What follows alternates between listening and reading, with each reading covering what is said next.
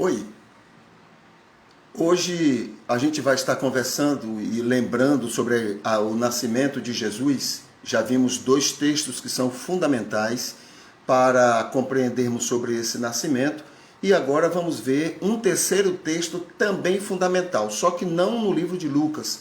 Esse texto está no livro de Mateus, no capítulo 2, versículo 1 a 12, quando nos fala sobre os magos, os chamados reis magos, né? Então, esses magos vai nos transportar para informações valiosíssimas, inclusive para os nossos dias, porque não tem a ver com, não é, a estrela, porque agora, recentemente, teve a identificação de um fenômeno, né, quando aos nossos olhos há um encontro entre Saturno e Júpiter, e eles entendem que pela periodicidade deve ter sido o sinal, né, a estrela guia daqueles magos. Mas não é nem isso. É porque no desenrolar você vai perceber a riqueza do envolvimento desses homens com a vida de Jesus, com o nascimento de Jesus, vai nos dar uma luz maravilhosa sobre a ação de Deus em relação à humanidade, né? Então, essa é uma das marcas, porque que esse texto pode ser considerado um dos fundamentais, e eu coloco na terceira posição, né, em relação ao nascimento de Jesus, por causa do valor, da informação teológica que ele está dando e que serve para a gente compreender como Deus ama a humanidade, como Deus age com a humanidade, embora a gente tenha uma visão muito limitada, muito egoísta, muito particular, não é?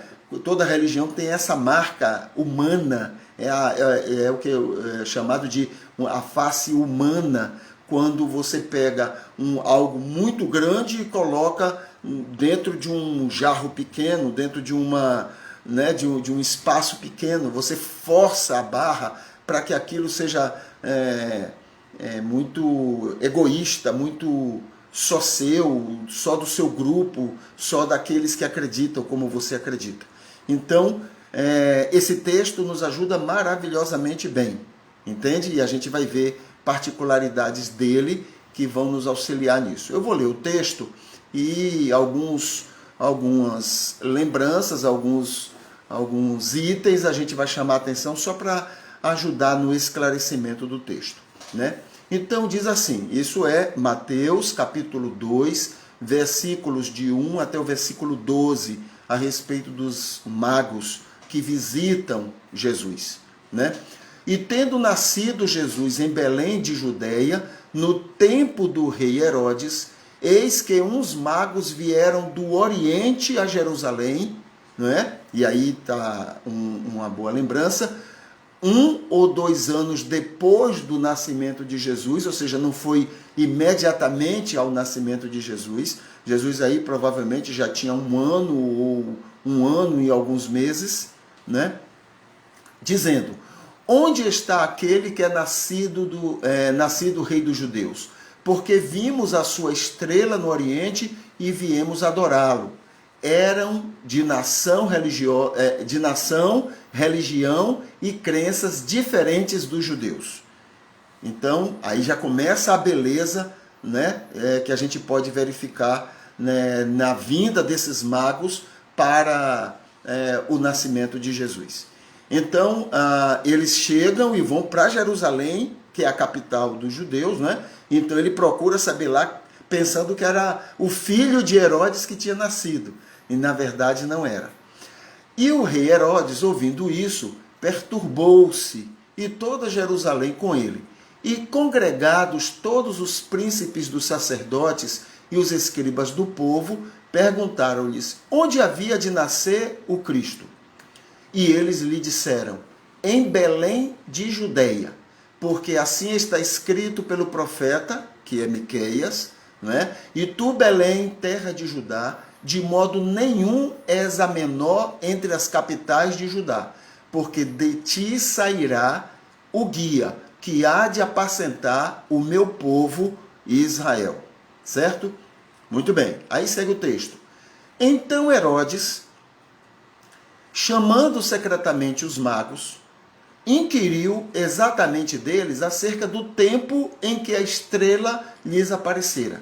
E enviando-os a Belém, disse: Ide e perguntai diligentemente pelo menino, e quando o achardes, participai-mo, para que também eu vá e o adore. E, tendo eles ouvido o rei, partiram. E eis que a estrela que tinham visto no oriente ia adiante deles, até que, chegando, se deteve sobre o lugar onde estava o menino. E, vendo eles a estrela, regozijaram-se muito, com grande alegria. Aí o texto continua. E, entrando na casa, acharam o menino com a Maria, sua mãe, e, prostrando-se, o adoraram.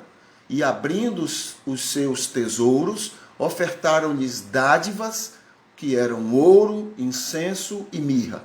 E sendo por divina revelação, é importante essa informação, entende? É muito importante. E sendo por divina revelação avisados num sonho para que não voltassem para junto de Herodes, partiram para sua terra por outro caminho. Ok, então estamos aí diante dessa situação, diante dessa realidade, né? E a gente vai então fazer algumas reflexões em cima desse texto, em cima desses acontecimentos. Primeira reflexão é que Deus atua na simplicidade das coisas. Essa é a primeira, né? Deus não, diferente de nós, Deus não trabalha com muita algazarra, com muita festa, com muitos exageros, né? Deus trabalha na simplicidade das coisas. Homens religiosos simples, de muito longe, vieram adorar o menino. Muito longe. Sabiam que a pomposidade de Herodes, né, desconhecia. Herodes, com todo o seu arsenal, com todos os seus, né, toda a sua corte, não sabia, mas eles souberam. Encontraram o menino na maior simplicidade. Reconheceram logo, né, o rei Deus, o menino. O texto coloca como se imediatamente eles perceberam quem era a criança que eles estavam procurando. Da simplicidade deles, levaram presentes valiosíssimos, muito caros para eles, né? Deram com muito prazer ao Senhor, que para eles era desconhecido, né? Então saíram da religião deles, saíram do povo deles e foram para uma distância e levaram um presente especial para aquele que eles reconheciam como sendo o Deus nascido, né? E voltaram para sua terra. Entenderam que não era para voltar a Herodes. A simplicidade permitiu isso, né? Enquanto isso, a riqueza de Herodes intentava o mal à criança, como realmente depois agiu de maneira muito drástica, matando todas as crianças de até 2 anos, né? E a ganância do rei impedia de saber sobre aquela criança, sobre aquele menino. Essa é uma primeira reflexão. Mas o que eu queria chamar a atenção mesmo é para a segunda reflexão, né? É muito interessante. Deus e outros povos e outras religiões. É isso que eu queria me prender, e o que tem a ver muito com o aspecto terapêutico da palavra, da Bíblia, das Escrituras. Entende? O ensino bíblico vai além dos nossos limites, vai muito além daquilo que a gente, das barreiras que a gente coloca. Então a Bíblia mostra um Deus muito mais universal do que aquele Deus particular, aquele Deus que só age com a gente, só age no meio da gente, né? Então a Bíblia é maravilhosa, e aí está mais um texto nos falando sobre isso. Então veja, Deus sempre se revelou para todos os povos, todos os povos. Ele ama a todos, sem exceção. Obedientes e não obedientes, próximos ou distantes, o que mais que a gente pode dizer? Enfim, todas as pessoas, sem exceção, ele ama exageradamente. Né? Então, muito bem. Sempre desejou alcançar todos os homens, sempre. E Deus não cria dificuldades para isso. O que ele pode facilitar, ele facilita. Né? Cada povo foi alcançado pelo convencimento do Espírito. A Bíblia diz, Jesus diz que o papel do Espírito é convencer a humanidade, o homem, do pecado, da justiça e do juízo, e ele sempre fez isso. E a existência de religiões demonstra isso claramente. O que é o papel da religião? É a preocupação de religar o homem com Deus. O homem, então, é convencido da sua distância de Deus. Então, ele agora procura meios para se religarem a Deus. Entendeu? Então, isso é resultado da ação do Espírito em toda a humanidade. Então, cada povo foi alcançado pelo convencimento do Espírito, não é? No Antigo Testamento, nós temos alguns exemplos de pessoas que eram de outros povos, que eram de outras religiões, mas que conheciam muito bem a Deus e foram usados por Deus de alguma forma. Aí você tem Melquisedeque, você tem Balaão, você tem Jó, fora muitos outros, né, que Deus usou e que, na verdade, não foram incluídos no texto bíblico, mas foi um número muito maior, claro, porque Deus tinha gente por todo lado e falava e usava e trabalhava todas essas pessoas em todas as nações. Né? Então, antes de Cristo, muita gente foi salva, mesmo sem conhecer Jesus, mesmo sem saber nada sobre Jesus, porque o Espírito fez a sua obra perfeitamente. Muita gente foi salva, mesmo fora do povo de Israel. Né? Então, sigamos. Muita gente foi salva em muitos povos, só é necessário nascer de novo. Aí é que está. O que é necessário para uma pessoa ser salva? Apenas nascer de novo, foi o que Jesus disse. Não precisa conhecer de religião, não precisa conhecer nada sobre Jesus, não precisa conhecer nada sobre fé, sobre não sei o quê, sobre um monte de coisa que a gente cria, não é, como dificuldade. Não precisa de nada disso. A única coisa que precisa é nascer de novo. O que é nascer de novo?